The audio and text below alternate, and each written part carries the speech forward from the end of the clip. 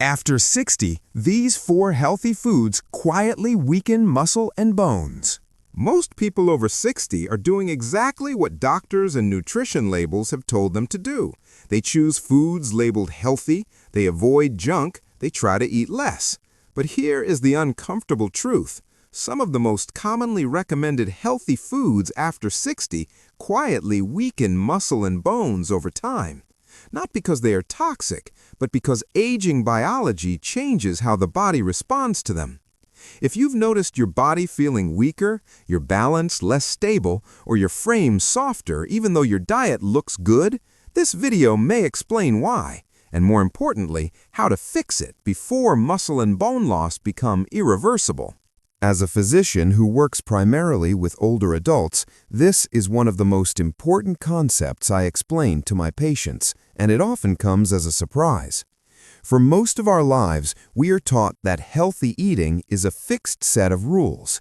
Eat less, choose low-fat foods, emphasize plants, avoid calories. These guidelines can work reasonably well in younger and middle-aged adults because the body at 30 or 40 is metabolically resilient. Muscles respond easily to small protein intakes. Bones remodel efficiently. Hormones recover quickly after stress or dietary restriction. In that context, many foods support health, even if nutrition is not perfectly balanced. After 60, that physiology changes in fundamental ways. Aging does not simply mean slowing down. It means that the body becomes more selective about where it invests energy. Muscle tissue becomes less responsive to protein, a process known as anabolic resistance. Bone turnover shifts, with breakdown often exceeding rebuilding. Digestive efficiency declines. Hormonal signals that once supported repair and growth become weaker, while signals that promote conservation and survival become stronger. As a result, nutritional needs do not stay the same, they increase in specificity. Foods that were neutral or even helpful at 40 can quietly become problematic at 60, not because they are unhealthy in isolation, but because they fail to provide the signals aging tissues now require. A meal that once maintained muscle may now be insufficient. A diet that once supported bone health may now accelerate bone loss, and strategies that once improved metabolic health may now worsen frailty. This is where many older adults unintentionally get into trouble. Muscle and bone are no longer easy to maintain. They are biologically expensive tissues. When nutrition is inadequate, particularly protein, essential fats, and minerals, the body prioritizes survival over structure. Muscle is broken down to supply energy. Bone density slowly declines. Strength fades long before weight changes, which is why these processes often go unnoticed until a fall, fracture, or sudden loss of function occurs. Importantly, this decline is not a personal failure, and it is not laziness. It is the predictable outcome of applying younger body nutrition rules to an older body. This is why I emphasize to my patients that healthy must be redefined with age. Healthy at 60 is not about eating less, it is about eating adequately. It is not about minimizing calories, it is about maximizing nutrient signaling. It is not about avoiding food, it is about choosing foods that actively support muscle repair, bone strength, and hormonal balance. When nutrition is aligned with the needs of the aging body, muscle loss slows, bone strength stabilizes, balance improves, and independence is preserved longer. That is why understanding this shift is the foundation for everything that follows. As a senior medical specialist working in geriatric care, this is where I want to ground the conversation firmly in evidence, not opinion. What we now understand about muscle and bone loss in older adults comes from decades of geriatric nutrition research, metabolic studies, and direct clinical observation. This includes long-term cohort studies, hospital-based research, and thousands of patient encounters across rehabilitation clinics, endocrine practices, and geriatric medicine. The conclusions from this body of work are remarkably consistent.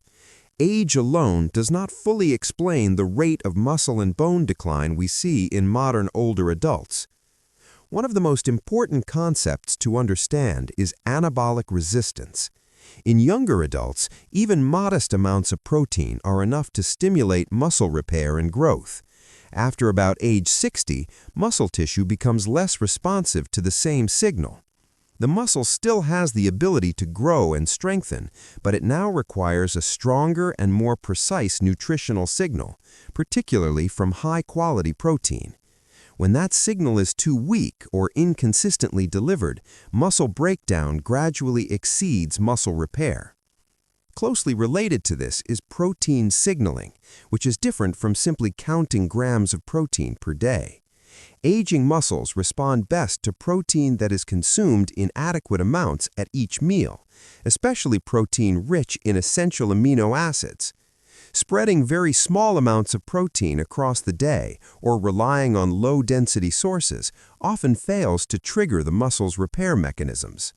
Clinically, we see this in older adults who technically meet protein guidelines on paper, yet continue to lose strength and lean mass.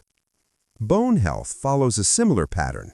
Bone is not static. It is constantly being broken down and rebuilt in a process known as bone turnover. With aging, the balance shifts. Bone breakdown begins to outpace bone formation, particularly when protein intake, vitamin D status, mineral availability, and mechanical loading are inadequate. Nutrition plays a central role in determining whether bone loss accelerates or stabilizes. Simply consuming calcium, especially in poorly absorbed forms, is often not enough. What is critical to understand is that much of the decline attributed to normal aging is actually diet-driven understimulation. In clinical practice, we repeatedly see older adults who are not malnourished in the traditional sense, but who are undersignaling their muscles and bones. They eat less, choose low-fat or low-protein foods, and avoid calories in an effort to be healthy. The unintended consequence is accelerated loss of muscle strength and bone density. When nutritional strategies are corrected, when protein is increased appropriately, meals are structured to stimulate muscle repair, and bone-supportive nutrients are prioritized, the trajectory often changes. Strength stabilizes, bone loss slows, function improves. This is why modern geriatric medicine no longer views muscle and bone decline as unavoidable consequences of aging. They are modifiable processes, and diet is one of the most powerful tools we have to influence them. As a senior medical specialist, this is one of the most common and consequential patterns I see in adults over 60, and it is almost always unintentional. Low-protein, clean meals are widely promoted as healthy. They are typically low in fat, rich in vegetables, modest in calories, and often plant-heavy. On the surface, they align perfectly with decades of public health messaging. Many older adults adopt these meals believing they are protecting their heart, managing weight, and aging responsibly. In younger adults, this approach can often be tolerated without immediate harm. After 60, however, the biology changes, and this is where the problem begins. The hidden danger is not that these meals contain vegetables or plant foods. The danger is that they fail to deliver enough protein per meal to stimulate muscle maintenance and repair. Aging muscle does not respond to nutrition the way younger muscle does. What once required a small signal now requires a stronger one. When meals consistently fall below that threshold, muscle breakdown quietly exceeds muscle rebuilding. Clinically, this accelerates sarcopenia, the progressive loss of muscle mass and strength. Importantly, this process can occur even when total daily calories appear adequate and body weight remains stable. The scale does not reveal the loss. Instead, muscle is gradually replaced by fat, strength declines, and functional capacity erodes. One of the most misunderstood aspects of nutrition in aging is that protein intake must be evaluated per meal, not just per day. Many older adults technically meet recommended protein intakes when averaged over 24 hours, yet still lose muscle because each individual meal fails to deliver a strong enough anabolic signal.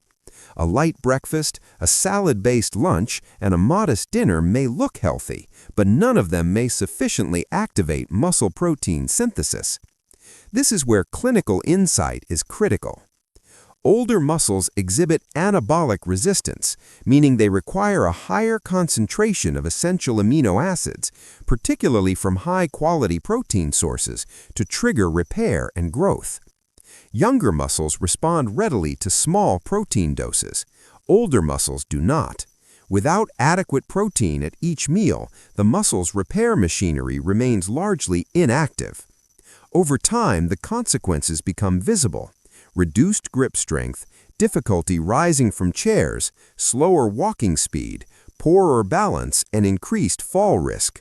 These are not signs of laziness or inactivity. They are signs of chronic under-signaling. From a medical perspective, low-protein, clean meals are not wrong, but they are incomplete for aging physiology. Vegetables, fiber, and plant foods remain valuable, but they must be paired with sufficient bioavailable protein to protect muscle tissue. When protein is treated as optional or secondary, muscle loss accelerates. This is why modern geriatric nutrition emphasizes protein adequacy and distribution, not just calorie control or food purity. Muscle is a survival tissue. After 60, it must be deliberately supported. When meals fail to do that, even the cleanest diet can quietly undermine strength, mobility, and independence. As a senior medical specialist, this is another pattern I encounter frequently in older adults who are trying to do everything right for their health, yet unknowingly undermine their muscles and bones. High-fiber, low-energy foods are widely promoted for their benefits. They increase fullness, slow digestion, and support gut health. Foods such as large salads, vegetable soups, bran cereals, and fiber-dense snack products are often recommended as meal replacements, especially for weight control. For younger adults with robust appetites and higher overall food intake, these foods can be useful additions to meals. After 60, however, using them as meal replacements rather than as complements creates a biological problem. The hidden danger lies in how these foods affect appetite and nutrient intake. High-fiber, low-energy meals fill the stomach quickly and suppress hunger, but they provide very little of the raw material required for tissue maintenance. Muscle and bone are not maintained by fullness. They are maintained by adequate protein, minerals, and energy availability. When appetite is suppressed without those building blocks being supplied, the body quietly begins to conserve by breaking down existing tissue. Clinically, this leads to two parallel issues. First, total protein intake drops, often well below what aging muscles require to repair themselves. Second, essential minerals, including calcium, magnesium, phosphorus, and zinc, are consumed in insufficient amounts. These minerals are critical for bone remodeling, muscle contraction, and neuromuscular signaling. This pattern is particularly common in older adults with reduced appetite, slower digestion, or fear of weight gain. A bowl of vegetable soup or a large salad may feel satisfying, but metabolically it may signal scarcity rather than nourishment. The body interprets this as a cue to protect energy reserves, not to rebuild muscle or strengthen bone. The impact becomes evident over time. Muscle repair suffers, leading to gradual loss of strength and endurance. Bone density declines, increasing the risk of fractures, especially in the hips, spine, and wrists. Importantly, these changes often occur without obvious warning signs. Weight may remain stable, Blood tests may appear normal, yet functional capacity steadily erodes. From a medical standpoint, fiber is not the problem. Fiber remains valuable for gut health, cholesterol regulation, and blood sugar control. The issue arises when fiber-dense, low-energy foods replace nutritionally complete meals rather than support them. Aging bodies require meals that both satisfy appetite and deliver sufficient anabolic and mineral signals. In practice, this means fiber-rich foods should be paired with adequate protein and mineral-containing foods, not used as standalone meals. When older adults rely on fullness alone to guide intake, muscle and bone are often the first tissues sacrificed. This is why in geriatric nutrition, we emphasize nutrient density over volume. Fullness does not equal nourishment. After 60, the body must be actively supplied with the materials it needs to maintain strength, skeletal integrity, and independence. As a senior medical specialist, I want to approach this topic carefully because plant milks and calcium-fortified substitutes are often chosen for thoughtful, well-intentioned reasons. Many older adults switch to them to avoid lactose, reduce digestive discomfort, or follow plant-forward dietary advice. On the surface, these products appear to solve several problems at once. They are lactose-free, plant-based, and often labeled as fortified with calcium and vitamin D. The concern is not that these products are inherently harmful.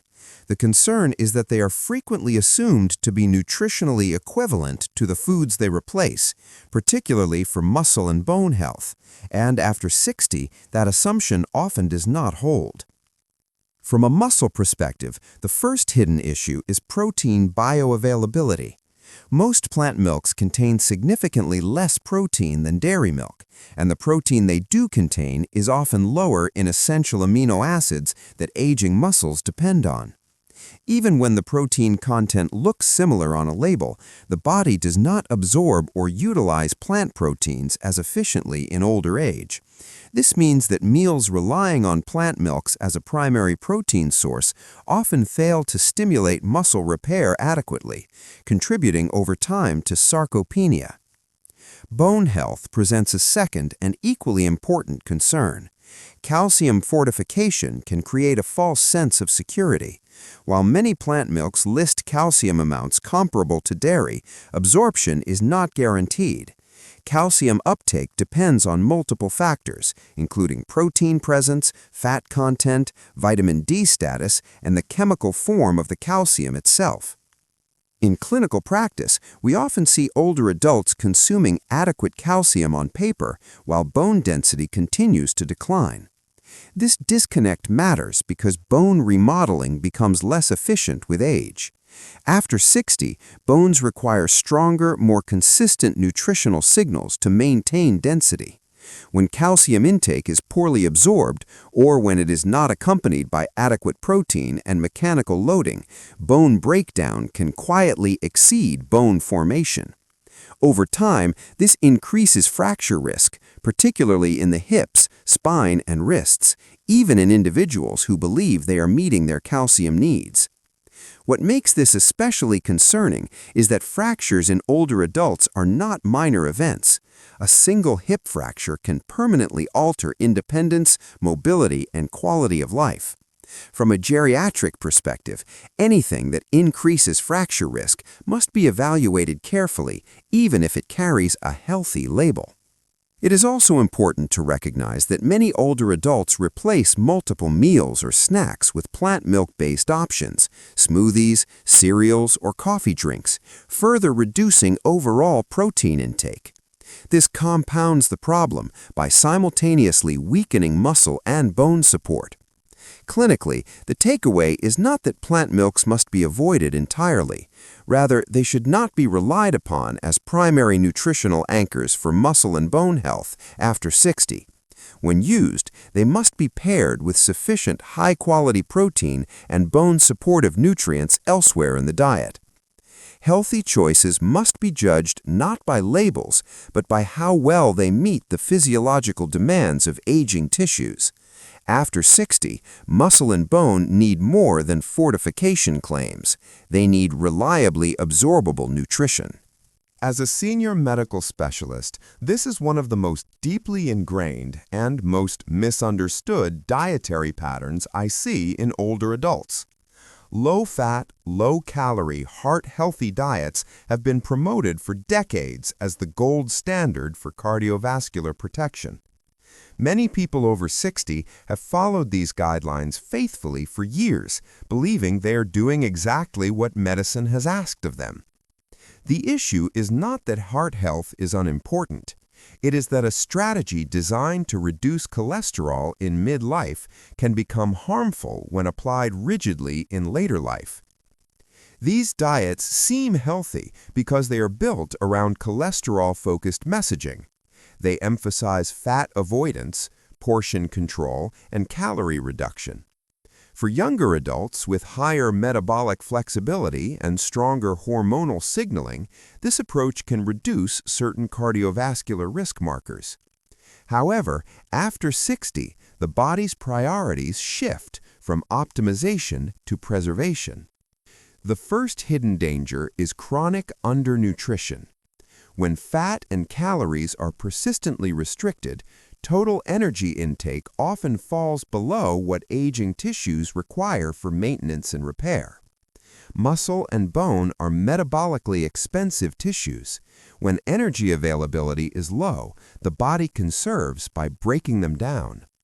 This process happens slowly and quietly, which is why it often goes unnoticed until weakness, instability, or injury occurs. The second danger is hormonal suppression. Dietary fat plays a critical role in the production and regulation of several hormones involved in muscle maintenance, bone remodeling, and metabolic stability. When fat intake remains chronically low, levels of anabolic hormones decline, while stress hormones often rise. This hormonal environment favors tissue breakdown rather than repair. In clinical practice, this manifests as increasing frailty despite good dietary compliance. Over time, the combined effects of undernutrition and hormonal suppression lead to loss of muscle and bone mass. Strength declines, bone density thins, balance worsens. Importantly, these changes can occur even when cholesterol numbers look improved on lab tests. This creates a false sense of success, while functional health quietly deteriorates. From a geriatric medicine perspective, this trade-off is unacceptable. Lowering cholesterol at the expense of muscle strength, bone integrity, and independence is not a favorable outcome in older age. Cardiovascular health must be supported alongside musculoskeletal health, not in opposition to it. Modern research increasingly recognizes that adequate energy, sufficient dietary fat, and nutrient density are essential for aging bodies. This does not mean abandoning heart health principles, but it does mean adapting them. Diets for adults over 60 must support hormonal balance, preserve lean mass, and protect skeletal structure while still managing cardiovascular risk. Healthy aging requires moving beyond one-size-fits-all dietary rules. After 60, the goal is not simply to reduce numbers on a lab report. The goal is to maintain strength, mobility, and independence for as long as possible. As a senior medical specialist, this is an uncomfortable but necessary topic to address because it explains why so many well-intentioned older adults are never warned about risks that directly affect their strength and independence. The first reason is that most medical guidelines are designed around disease prevention, not functional preservation. Modern healthcare systems are structured to identify and manage conditions such as heart disease, diabetes, hypertension, and high cholesterol. These are important goals, but they shape how doctors are trained, how visits are structured, and how success is measured. Muscle strength, balance, and physical resilience are rarely primary targets in standard clinical guidelines, even though they strongly predict outcomes in older adults. As a result, nutritional and lifestyle advice often focuses on avoiding disease rather than maintaining the tissues that keep people mobile and independent. Diets are evaluated for their effects on blood markers, not for how well they support muscle repair or bone remodeling. When an older patient's labs look acceptable, deeper functional decline may go unnoticed. The second issue is that weight and cholesterol are prioritized over strength and function because they are easy to measure. A scale provides a number. A blood test provides values. Muscle quality, power, and balance require functional testing, time, and clinical awareness.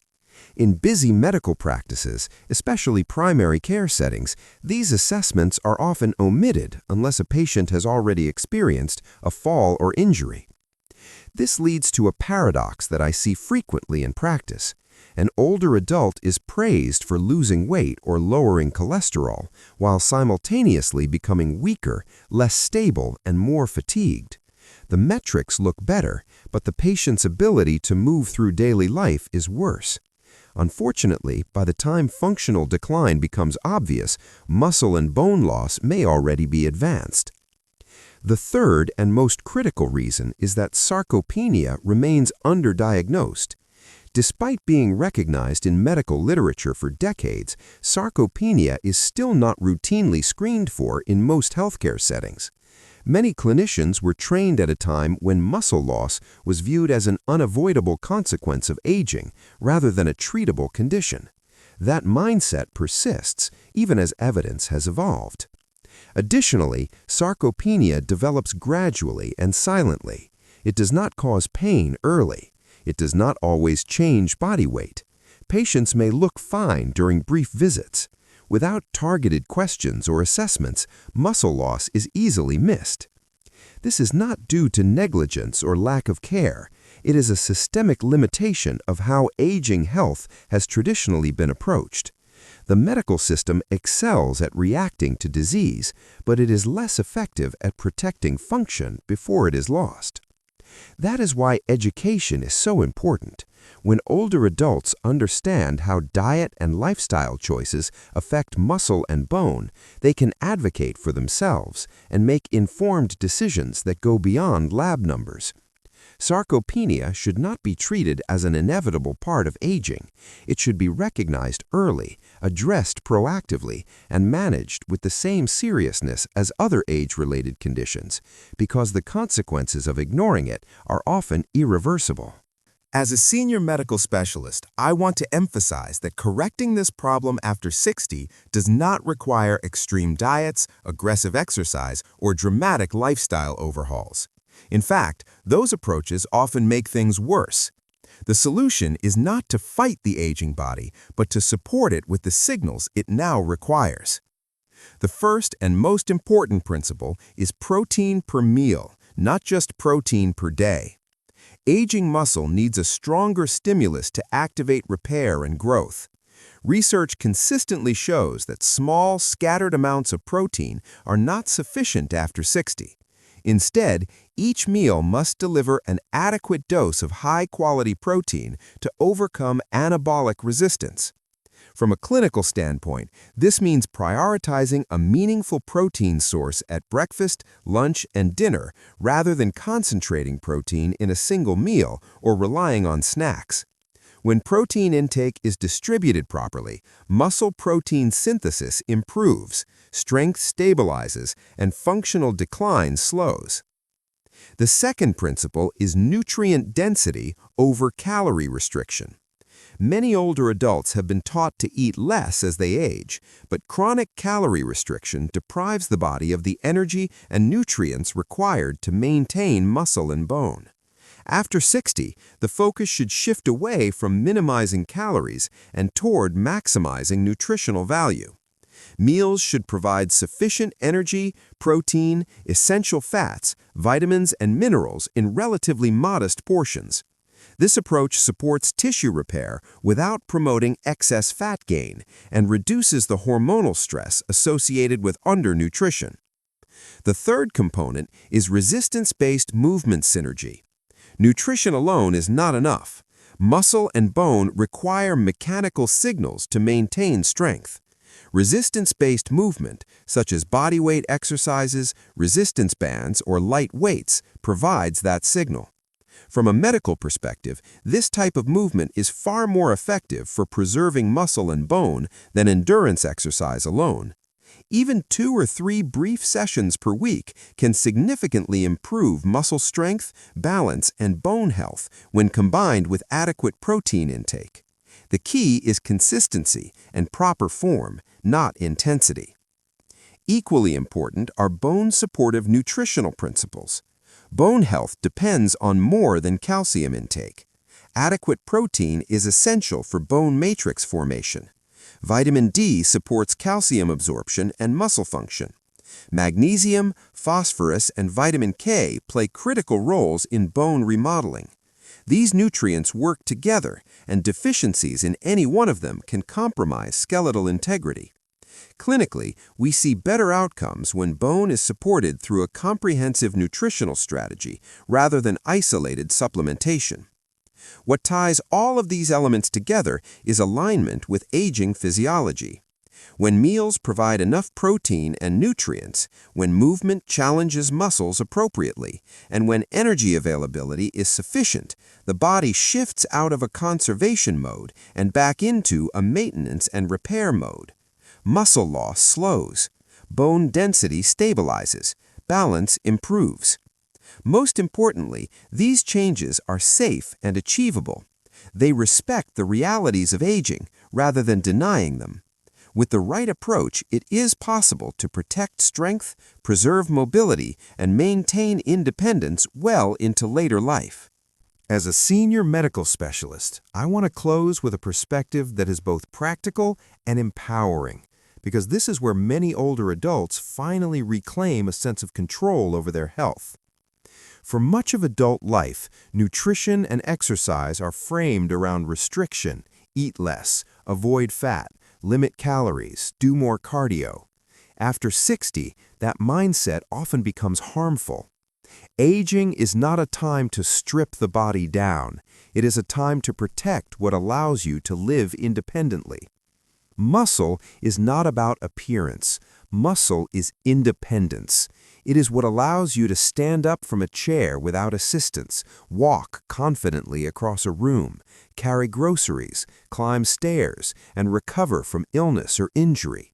When muscle is lost, independence is threatened. Preserving muscle is one of the most powerful ways to protect autonomy as the years advance. Bone plays an equally critical role. Bone is mobility. Strong bones allow movement without fear. They protect against fractures that can instantly change the course of life. A single fall can lead to hospitalization, loss of confidence, and long-term disability. Protecting bone health is not about preventing pain someday. It is about preserving freedom today. This is why food must be reframed. Food is not the enemy. Calories are not the enemy. Fat is not the enemy. The real problem is misalignment, using dietary rules designed for younger bodies on an aging physiology that has different needs. When nutrition fails to support muscle and bone, even the healthiest diet can quietly erode strength. The hopeful truth is that this process is not only understandable, it is actionable. When nutrition is aligned with aging biology, when meals deliver adequate protein, sufficient energy, and bone-supportive nutrients, the body responds. When movement is chosen to strengthen rather than exhaust, muscles adapt. When recovery is respected, resilience improves.